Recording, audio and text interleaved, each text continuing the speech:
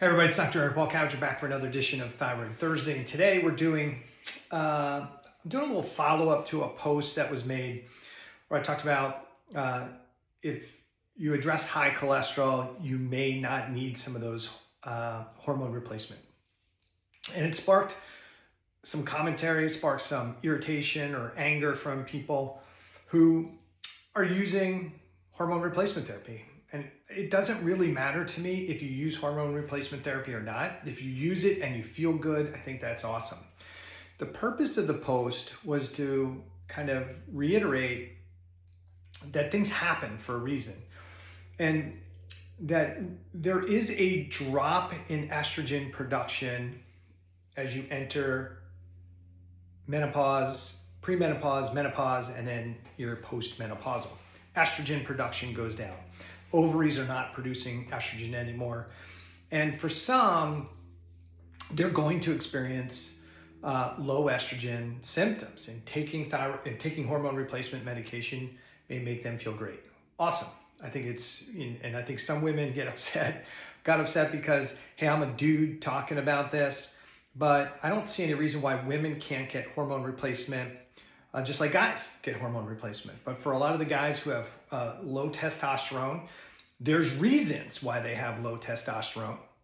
And even for the men, the reason they may have low testosterone, one of those reasons could be because they have elevated cholesterol, and that cholesterol is not getting into the cells and tissues and being converted into hormone. Okay? So one of the people who had a post, one of the responses on Instagram, I think her name's Christy Staber, said essentially that what I posted was ridiculous. You lose estrogen production once the ovaries are done producing estrogen, and you can't get it back, and that the adipose tissue makes estrone, and estrone's toxic, and that it's going to be a huge issue. So I just want to point out a couple things to her and maybe to other people that have questions about this. How could elevated cholesterol potentially result in reduced estrogen as your ovaries start to dry up and not be very functional? So let's kind of get into it. So could elevated cholesterol be linked to lower estrogen in postmenopause? And the literature says yes. For Christie's sake, I did link 2 articles, but there's multiple articles or papers on this stuff. But these are 2 just on her question. So how could this be?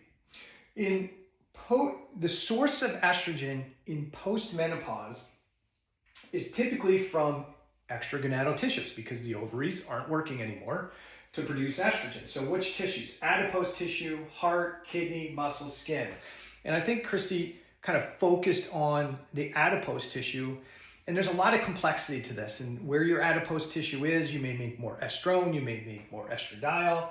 And in these tissues, most of what's happening at the tissue is a local effect. The local tissue produces the estrogen, affects the local tissues. Yes, some does escape to get into circulation, but in some of those tissues, a lot of what's going on inside those tissues is from local conversion of androgen to estrogen, or production in the case of something like the brain, which has the ability to take cholesterol out of the bloodstream and make estrogen directly.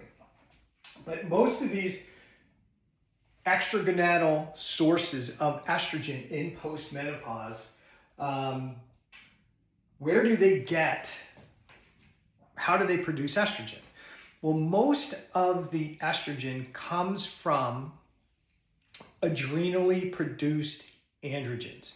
So you have adrenal glands. They sit above your kidneys, and the adrenal glands produce androgens: DHEA, DHEAS, androstenedione, testosterone, and those things can enter the bloodstream and then be used by these tissues to be converted into. Some of those are converted into testosterone. Some of those things can be further converted into estrogens with an enzyme called aromatase. So the question then is, well, if the adrenal hormones are going to the fat cells, and the fat cells convert those adrenal hormones into potentially estrone or estradiol. That estrone, estradiol can leave the tissue and go into the bloodstream and potentially impact other tissues. But a lot of the tissues that need estrogen are getting it from local conversion, so keep that in mind. But where does the adrenal tissue, how does the adrenal tissue make androgens? Well, primarily, most of the androgens that are made by the adrenal tissue are made from circulating cholesterol. So circulating cholesterol is pulled into the adrenal gland. It just so happens that the HDL receptor, I think it's called SRB1, is regulated by T3 inside the adrenal gland. So the amount of T3 inside the adrenal gland helps regulate the HDR receptor, and that same HDR receptor is on other tissues to help pull cholesterol out of the bloodstream and into those tissues so that cholesterol can be utilized to make hormones, cell walls, other factors, okay? So the adrenal gland pulls cholesterol out of the bloodstream into the adrenal gland, and then in the mitochondria, that cholesterol is made into pregnenolone, and then the pregnenolone can be converted into other hormones like DHEA and progesterone, okay? Now, what happens to that adrenal hormone? That adrenal androgens leaves circulation, goes to the other tissues, and can then be converted into estrogens, including estradiol, with the enzyme aromatase, okay? Now, if that's the case, then if you have elevated cholesterol, you might have reduced adrenal hormone production, DHEA, DHEAS, androstenedione, testosterone.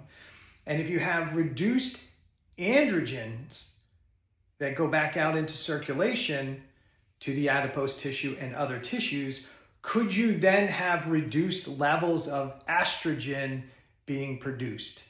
The answer is yes.